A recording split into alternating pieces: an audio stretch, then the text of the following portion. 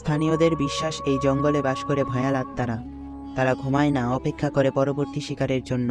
গাছের নিচে দাঁড়ালে পায়ের নিচে জমে থাকা পাতার স্তূপ যেন হঠাৎ নড়ে চড়ে উঠে আপনাকে টেনে নিচে নামিয়ে নিতে চায়। কেউ কেউ বলে রাত নয় দিনেই সব থেকে বেশি বিপদ, কারণ আত্মারা তখনই সব থেকে বেশি স্বয়ংক্রিয় থাকে। জঙ্গলের নির্জনতায় হঠাৎ শোনা যায় হাসির শব্দ, একটা নয় অনেকগুলো কণ্ঠস্বর যেন খেলতে যাচ্ছে।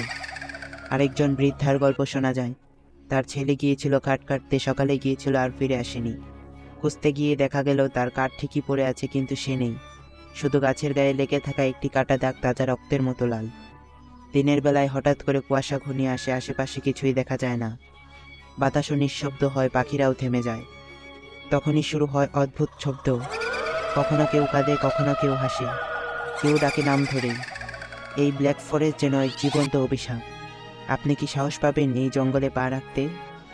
অন্ধকারে